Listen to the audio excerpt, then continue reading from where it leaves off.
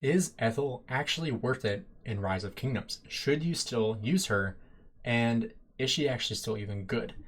Ethel is a very interesting commander. She is one commander that pretty much everybody in the game expertises at some point in time. The reason why is because of the campaign expedition. Every single day after beating the expedition, you are going to get 12 of these Treasure of the Warrior Queen chests. And this is going to grant you 1 to 5 Ethel sculptures each time you open one.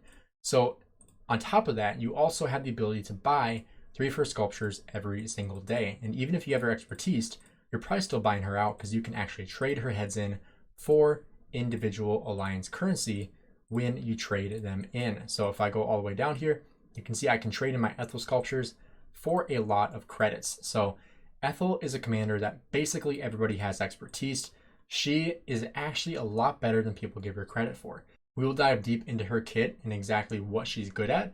But before we do that, I want to talk about her museum buff as well, because that's one thing with these older commanders that we need to talk about in terms of how good they are and their viability in the game. So Ethel was one of the first commanders to get a museum buff. You can see her first museum buff was 15% troop attack and 10% march speed, and her second one is 25% attack and 15% march speed. The march speed is actually phenomenal for the open field. Troop attack, not as great. I would love to have seen her get defense or even health. Health would have been huge, or skill damage would have been phenomenal as well. But we'll talk about if this is even good enough to actually use her in the open field, and if you do, what pairings are actually good enough to actually even consider in the open field. So with Ethel, obviously, like I said, basically everybody has her expertise.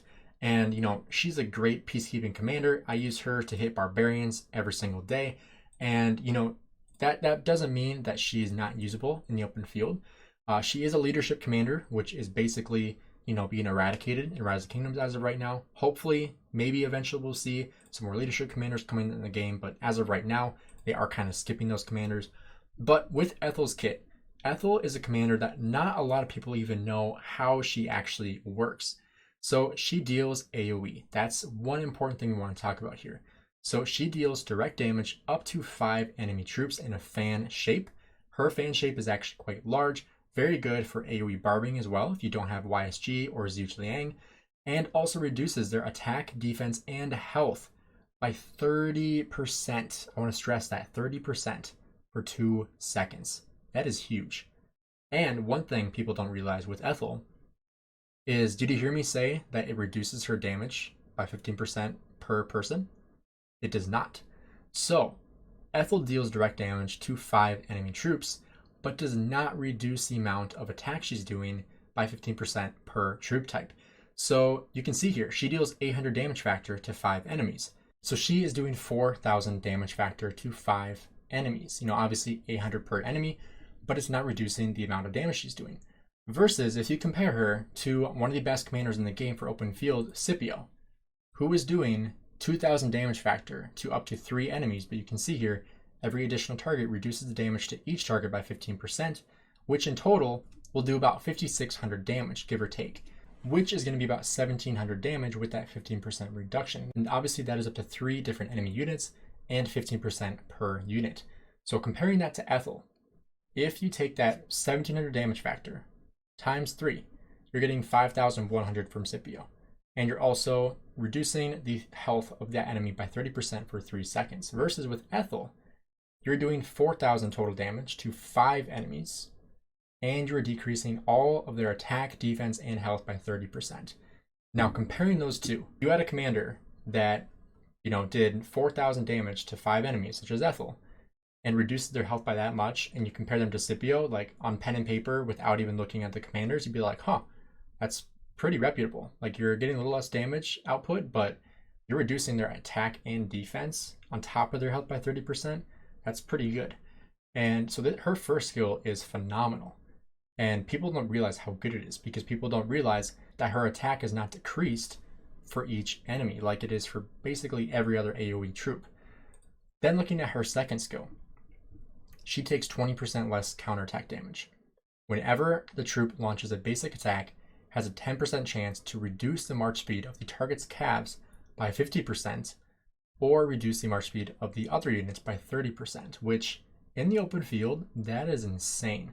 Like anything that reduces the march speed of your enemy, like if you get hit by this, if you get that 10% chance and you get hit by that, your troop is gone. You're gonna get melted because once she hits you, all your other troops are gonna catch up and you're gonna get destroyed. And so reducing cavalry march speed by 50% is huge, especially with this cav meta in the game. And then reducing other march speed by 30% is also great because you're getting extra bonus. That way you're reducing infantry, archers, and even cavs. So that is huge when it comes to her second skill. Now, unfortunately, her third skill is basically worthless. It's dealing more damage to barbarians, which, like I said, I use her for peacekeeping. I don't have a support march. We'll talk more about pairings here in a minute, but I don't have really a place for Aethel in my lineup right now. If I was in KVK 2, I would. But in Season of Conquest, with the way I play the game, I really don't. But we'll talk about what players could be using Aethel in Season of Conquest. And then her last skill is going to be also worthless, unfortunately. But looking at her expertise, this commander's troop deals 20% more damage to enemy troops that have been slowed. So that is going to pair very well with her second skill and also with other troops on the field, such as Hookah Bing. Hookah Bing is also going to slow the enemy.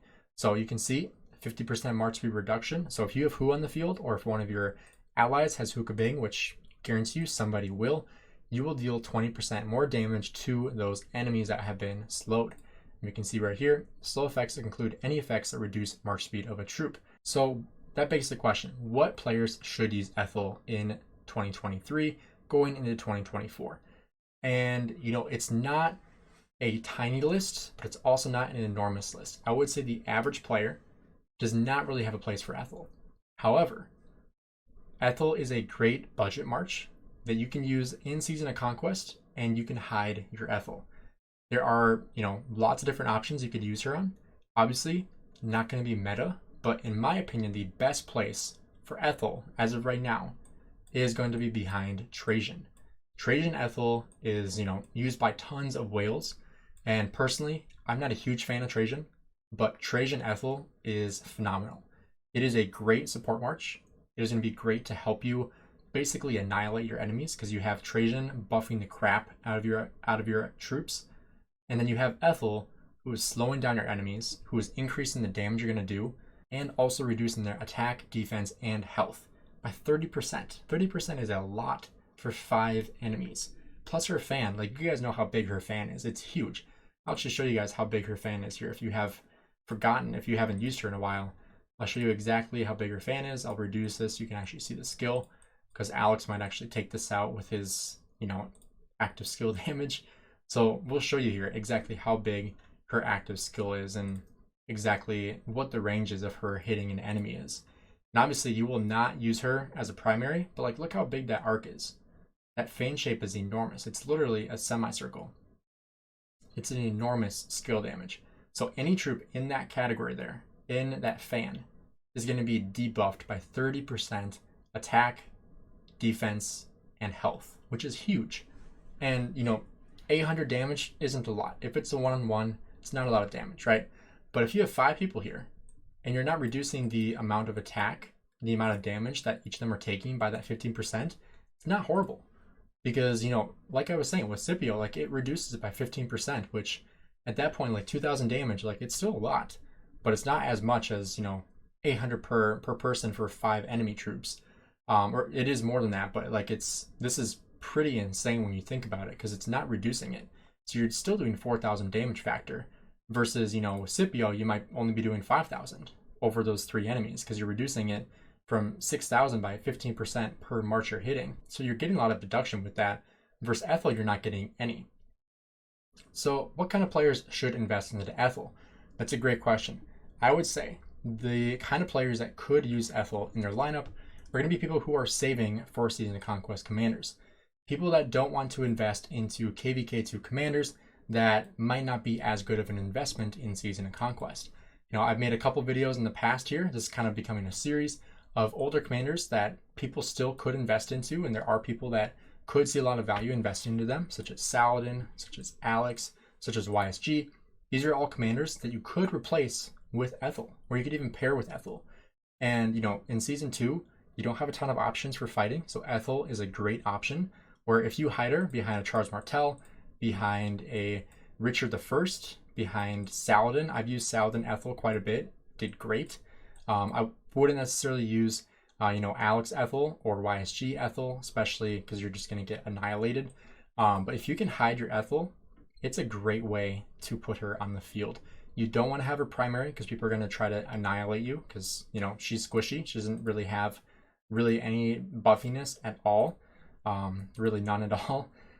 So you want to make sure you pair her with something buffy. That's why people use Trajan with her.